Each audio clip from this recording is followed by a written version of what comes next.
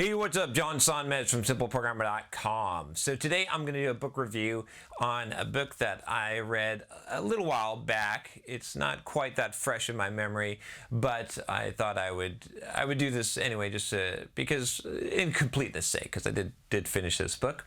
It is called The Effective Executive, and it is by Peter Drucker. It is quite a famous little book, not a very long book, I think 170 pages or so. You can check it out here, The Effective Executive.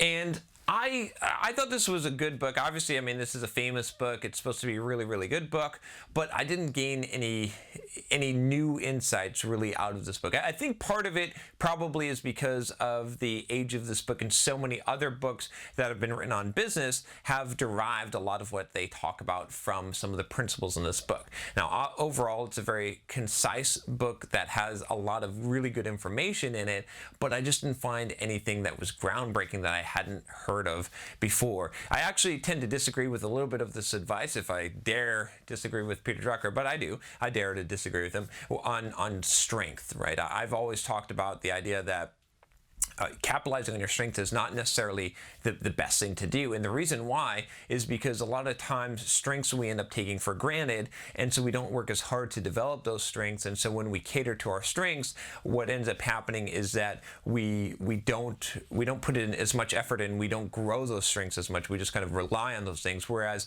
a lot of times when we work on our weaknesses and we actually develop the weaknesses, then we end up having greater, they become greater than our greatest natural strength, because those weaknesses require a lot of hard work and a lot of effort to develop, and that's pretty important. Now, I do agree with him about, he talks about in this book about the idea of hiring people for their strengths, at least to some degree. I think that this could be sort of a mixed blessing, and it depends on the size of the company, right? I mean, we've seen this in the software development world a lot, where people are hired. If you just hired developers that were really good developers, just really good programming skills, and you hired them based on their strengths, you would have a serious problem. And you do have a serious problem where they lack the soft skills, right? This is why I created this channel. This is why I created Simple Programmer, and I wrote my book here on soft skills, the software developer's life manual, is because just having those technical skills, being a good programmer, is not enough to be successful, at least not in today's environment.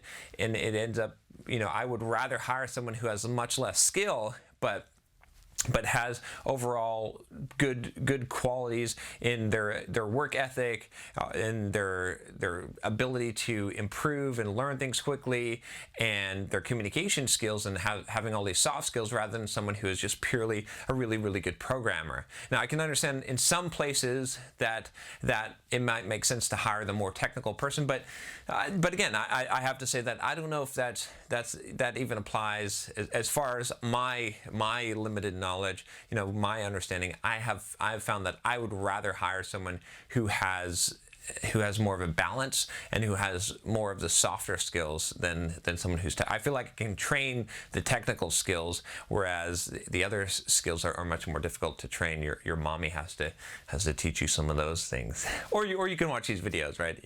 And pay attention to Simple Programmer. But as an employer, it's difficult to train those into someone, because it's just not going to take. Aside from that, though, I do think the book was really good. There's a few points of contention that I would have with that. But he does talk about, from a very high level, we're kind of all executives, right? This book sort of highlights the point that as knowledge workers today, we sort of all operate at that executive level. And so there's a lot of considerations that we have to take into account, like how to use our time effectively, right? How can we be effective? Can we learn effectiveness? Managing and knowing how you're using your time. I talk about this a lot.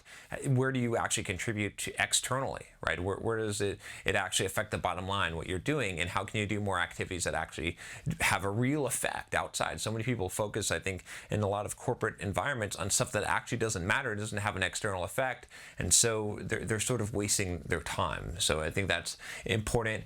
Putting first things first, he talks about that, and then how to make decisions and effective decision making. In fact, the decision making part of the book might actually be the best part. He puts together a nice framework for making decisions and how to make decisions that I thought was very effective. But overall, like I said, I think a lot of these things have already been talked about and discussed in a lot of books. So that's why I probably, at the time, this was probably a very groundbreaking book. I think a lot of people still are just like in awe of the book, but I don't know if it's so much that the reputation is preceding it, because I didn't find it to be one of those super books. It's definitely not going on my top 10 books. It's not going on in one of my top lists, even though I do think it's an overall good book. So my overall recommendation would be, if you're already familiar with a lot of business books, I don't think you're going to find anything new in here. You might skip this one. It is a fairly short read though, so it's up to you. But I figured I would read this one since I had heard about it so many times and so many people have recommended it to me. But not a bad book by any means, but not something that I would consider stellar. At the time it probably was, but in today's environment I don't think it's quite as stellar as it would have been back then. Anyway, you can check it out here. It's called Effective Executive. And if you want to get more of these book reviews, if you want to get more videos on improving your life, learning those soft skills, click the subscribe button below and you'll get my videos. I do 2 to 3 new videos a day, and I'll talk to you next time. Take care.